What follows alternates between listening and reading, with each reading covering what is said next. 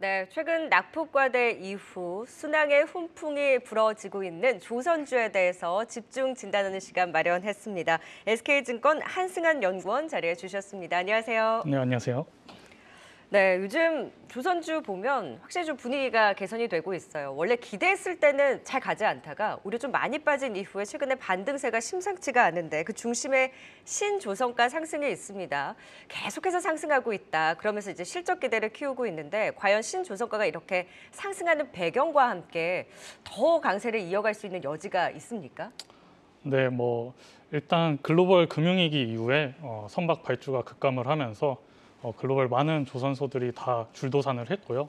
그 이후에도 이제 살아남은 메이저 조선소 중심의 어떻게 보면 셀러스 마켓이 형성됐다고 봐주시면 될 것 같습니다. 그래서 기술력을 바탕으로 이 메이저 조선소 중심의 이 가격 협상력이 높아지면서 신조선가가 꺾이지 않고 지금 42주 연속 상승 지속 중이라고 봐주시면 될 것 같습니다. 더 오를 수 있는 건가요? 내년에도 이런 형국은 충분히 이어질 수 있다고 보고요. 네. 그래서 저는 내년에도 높은 레벨의 신조성과는 유지될 수 있다라고 전망을 하고 있습니다. 네, 결국엔 살아남은 승자들로 인해서 가격 협상력이 높아지다 보니까 올해 이어서 내년까지도 신조선가의 상승이 지속될 수 있는 그 힘에 대해서 짚어주셨습니다. 그러면 이제 실적에 대한 기대는 계속해서 가져가는 거고 무엇보다 이제 조선주들은 수주 산업이다 보니까 수주 규모에 대해서 항상 주목을 하는데 뭐 일각에서는 3년치 일감 도크가 꽉 차 있어서 이제 질적 수주에 나서다 보니 여기에 집중해야 된다라는 의견이 있는 반면에 절대적인 수주 규모, 이 볼륨 자체는 그래도 줄어든다라고 하면서 이제 피크아웃에 대한 우려도 같이 맞물리고 있는데 어디에 좀 중심을 두고 봐야 되는 건가요? 일단 조선주 자체가 실적 개선은 어떻게 보면은 지금 수주 잔고에 있는 그 물량들이 건조 잡히면서 네. 내년까지 이익 개선세 계속 가져가는 그림은 어떻게 보면 확정적이라고 봐주시면 될 것 같은데, 그래서 이제 내년부터는 좀 더 수주를 얼마나 받을 수 있을 것인지가 더 중요한 포인트가 될 것 같습니다. 네. 그래서 내년 국내 조선업 수주 측면에서 전망을 좀 해보자면 일반 상선 부분에서 수주 감소는 좀 불가피할 것으로 전망을 하고 있습니다.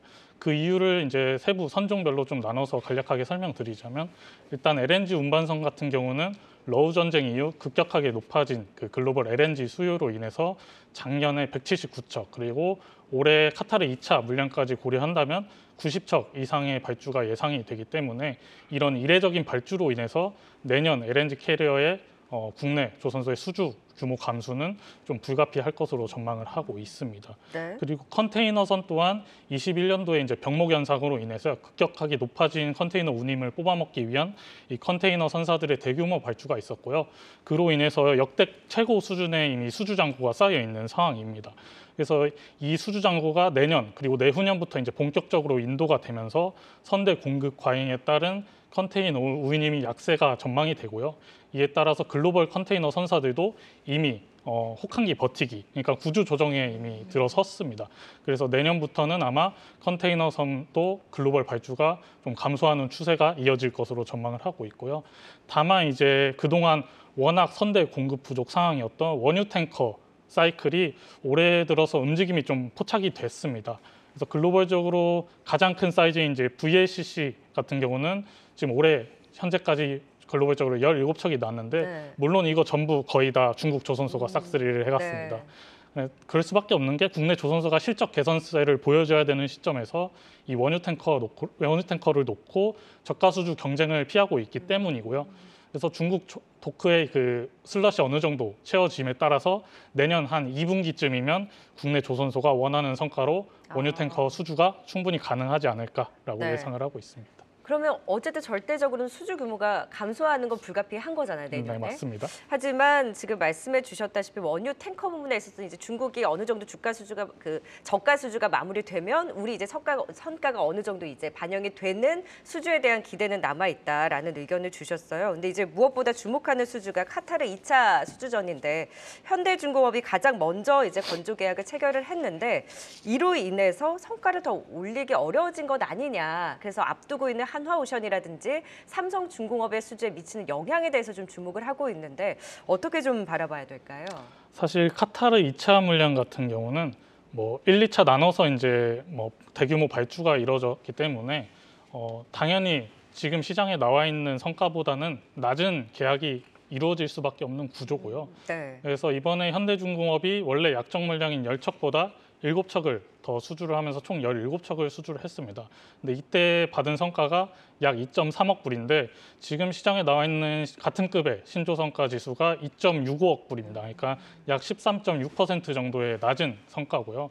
뭐 언론 보도에 따르면 이제 뭐 삼성중공업이나 하나오션 측은 좀 더 높은 성과로 받길 원했으나 이제 현대중공업이 그렇게 17척을 낮은 성과로 가져가면서 뭐 수익성이 안 나는 구조 아니냐라는 시장의 우려가 있던데 사실 뭐 17척 엄청난 많은 물량이거든요. 네. LNG 캐리어 치고는. 그래서 17척 재원 모두 같은 재원이다 보니까 이 반복 건조 효과로 인한 수익성 확보는 충분히 가능하다고 보고 있습니다. 네. 그리고 삼성중공업과 하나오션 모두 지금 카타르 2차 물량에 대해서 협상 중이고요. 단지 이제 남은 거는 성과와 납기를 두고 지금 협상이 진행 중인 것으로 파악이 되고 있고 아마 12월 중에는 수주가 이루어지지 않을까 네. 예상하고 있습니다. 네, 연내 수주 좀 기대를 해보도록 하겠습니다. 그리고 IMO 환경 규제가 강화되다 보니까 친환경 선박에 있어서 조선사들이 또 어떻게 대응을 해 나가는지도 주요 관건입니다. 지금 현황은 좀 어떻습니까? 조선 3사 모두 이제 친환경 연료 추진선이라든지 친환경 연료 운반선 뭐 기술 개발에 힘을 되게 싣고 있는 중이고요. 그래서 뭐 최근 들어서 이 글로벌 선주들의 친환경 에너지 운반선에 대한 수요가 점진적으로 확대가 되는 네. 중입니다. 그래서 최근 들어서 이제 국내 조선소에 뭐 대형 에탄 운반선이라든지 에카 이산화탄소 운반선 그리고 뭐 에카 암모니아 운반선 같은 이 차세대 에너지 운반선에 대한 수주가 계속해서 이어지는 중이라고 보시면 될 것 같습니다. 그래서 올해 조선 3사 중에는 지금 HD 현대중공업과 현대미포조선이 이런 쪽 그 차세대 에너지 운반선에 네. 대한 수주세가 강하고요. 최근에는 하나오션도 이 LPG 암모니아 운반선 4척을 수주를 네. 하면서 내년에도 이 차세대 에너지 운반선의 수주세는 충분히 기대할 수 있을 것 같다라는 판단입니다. 네, 뉴스를 통해서도 계속해서 수주 소식이 또 전해지고 있습니다. 조선주에 대해서 뭐 하나오션은 사실 좀 유증 일정이 있었다 보니까 이것이 마무리되면서 이제 12월 내년에는 어느 정도 반등에 대한 랠리 기대해 볼 수 있다라는 의견들이 많던데 그 안에서 가장 유망하게 볼 수 있는 조선사 어디를 지켜보고 계세요? 저는 이 대형 조선 3사 중에는 삼성중공업을 가장 최선호주로 뽑고 네. 있고요. 그 이유는 내년에는 아마 수주와 실적 그 두 가지 모두 안정적인 조선소가 네. 되지 않을까라는 관점에서 제시를 드리고 있고 내년부터 약 20척에 가까운 LNG 캐리어의 건조 캐파를 지금 확보해 놓은 상황이고 네. 그리고 연평균 한 2기 정도의 FLNG 수주가 충분히 가능할 것으로 보기 때문에 현재 뭐 수주 측면이라든지 실적 개선세 모두 기대할 수 있는 조선소다라고 보고 있습니다. 네, 최근에 또 바닥을 잡고 반등세를 보이고 있습니다. 뭐 연내 카타르 2차 수주에 대한 기대감뿐만이 아니라 전반적인 실적과 수주를 모두 안정적으로 가져갈 수 있는 조선사로 일단 탑픽으로는 삼성중공업을 꼽아 주셨고 조선 기자재로 중소형주 단에서 같이 볼 수 있는 종목은 또 어디를 지켜보세요? 저는 조선 기자재 업체 중에는 이제 국내 보냉제 LNG 보냉제 업체인 이 한국카본과 동성 화인텍을 주목해야 된다고 지금 보고 있고요. 그 이유는 일단 뭐 작년과 이제 올해까지 해서 LNG 캐리어의 이례적인 발주가 나왔었기 때문에 사실 뭐 내년부터 LNG 캐리어의 그 글로벌 발주는 감소는 불가피하겠지만 네. 그래도 LNG 점진적으로 늘어나는 이 글로벌 수요 공급 밸런스의 확대 때문에 견조한 수주세는 충분히 이어나갈 수 있다라고 판단을 하고 있고요. 두 번째 이유로는 이 글로벌 선주들이 점점 낮은 일일 기화율, BOR을 요구하기 시작하면서 기존의 고객원이 아니었던 하나오션을 새로운 고객원으로 확보한 점, 그리고 중국 조선소 4개사가 이번에 신규 이 LNG 건조 사업에 뛰어들면서 그들의 일부 물량도 우리 국내 보냉제 업체 수주로 이어질 수 있는 가능성이 굉장히 높아졌다는 점, 그리고 마지막으로 이 보냉제의 핵심 원자재인 뭐 MDI라든지 판넬에 들어가는 목재 가격이 내년부터는 좀 가격 안정화가 계속되면서 네. 이때 납품되는 보냉제 그 마진이 좀 많이 남는 구조로 이어갈 것 같습니다. 그래서 결론적으로 견조한 LNG 캐리어 발주 속에서 이 보냉제 업체들의 네. 외형 성장과 질적 성장 모두 좀 안정적으로 업사이드 가져갈 수 있지 않나 그런 측면에서 동성 화인텍과 한국 카본 네. 선호도로 제시를 드립니다. 네, 조선사와 함께 동반해서 성장할 수 있는 본행제 업체